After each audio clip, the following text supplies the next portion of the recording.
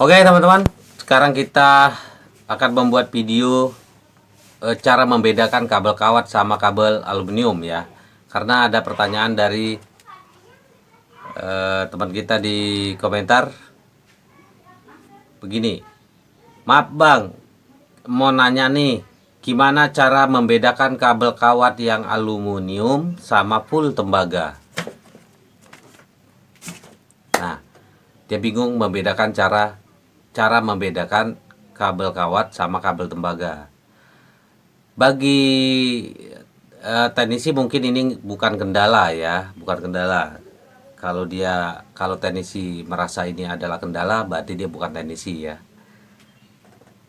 Tapi bagi customer pelanggan yang nggak pernah berurusan dengan kabel kelistrikan, mungkin dia agak kesulitan ya membedakan mana kabel kawat, mana kabel tembaga, mana kabel aluminium. Nah, pemakaian kabel ini penting ya teman-teman, penting karena ini AC ya, terutama ber-AC ya, karena kita kan channelnya membahas tentang AC. AC itu standarnya bagusnya ya harus pakai kabel tembaga, murni tembaga. Paling enggak ukuran 3 kali 1,5, itu udah lumayan. 3 kali 1,5, atau kalau mau lebih bagus lagi 3 kali 2,5. Nah, tidak direkomendasikan menggunakan kabel aluminium karena kabel aluminium itu terutama yang ada sambungan ya, itu gampang sekali putus, kalau sambungannya kendor itu ya paling sebulan 2 bulan itu lama-lama panas jadi abu ya, kendor putus. Sekarang kita lanjut ke cara membedakannya ya. Sebenarnya gampang teman-teman. Kalau kabel tembaga nih kayak gini, kabel tembaga ya,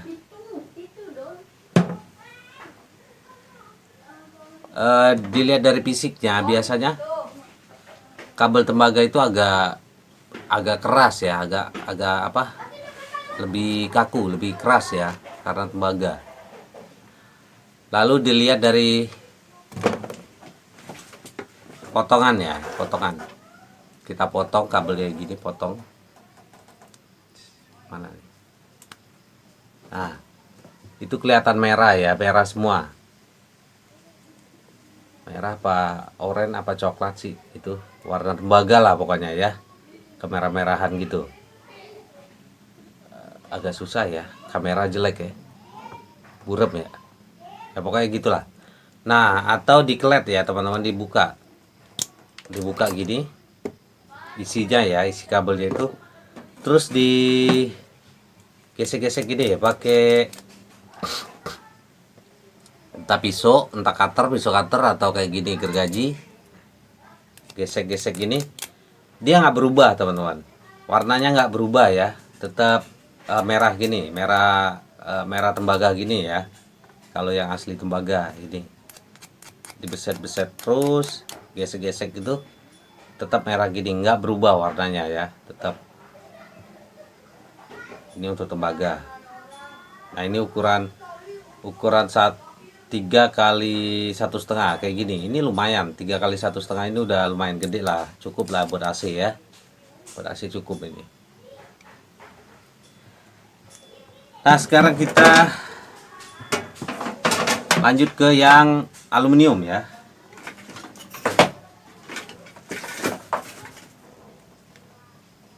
Nah, aluminium biasanya lebih lemas ya, lebih lemas. Dari fisiknya lebih lemas. Ya kayak gini. Lemas banget. Karena dia aluminium ya, karena aluminium kan lebih lemas dari tembaga. Terus kalau kita kelet, kulit ini gampang tuh. Gampang gampang kebuka ya. Tuh kayak gitu. Pakai tangan aja bisa biasa itu. Kalau yang tembaga biasa agak keras. Nah, Kalau dilihat dari potong, kita potong ya. Potong ini kelihatan putih teman-teman. Mana ya? Ujung kabelnya itu kelihatan ya. Di kabelnya ini kelihatan putih karena aluminium. Lalu kita buka ya. Kita beset-beset kayak tadi ya, gesek-gesek kayak tadi. Gesek-gesek tadi. Set set set set.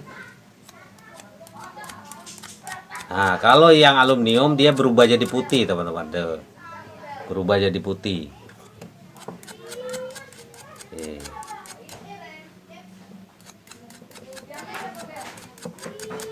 Wah, berubah jadi putih ya, berubah jadi kayak warna aluminium ya.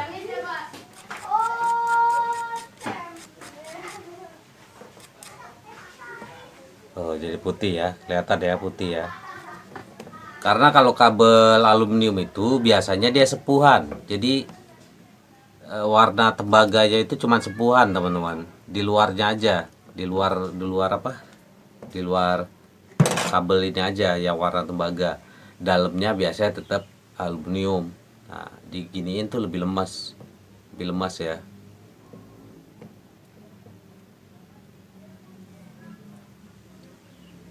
Ini nggak direkomendasikan untuk AC ya, apalagi yang isi dua gini, isi dua terus kecil kayak gini. Ini ukuran berapa nih?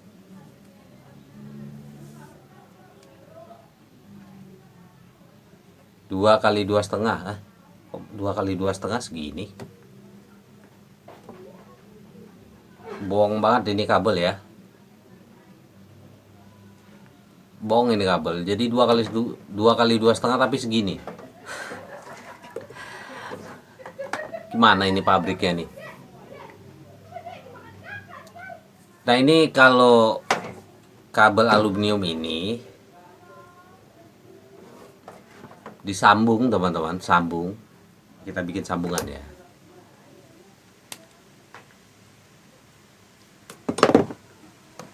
Nah, tapi bikin sambungan kayak gini.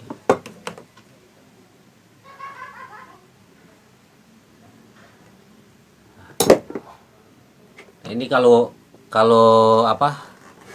Panas cepat putus teman-teman, di sambungan ini cepat putus. Makanya kalau pasang AC di pipa indoor itu biasa kalau habis pindahan apa gimana tuh biasanya teknisi kan dipotong terus disambung.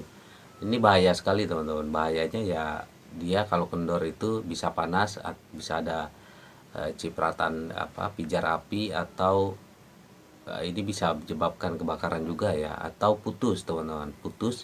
Putus lalu kompresor nggak nyala ya. Nah, pada saat teknisi cek itu eh, bisa ponis yang macam-macam padahal cuman kabel ya.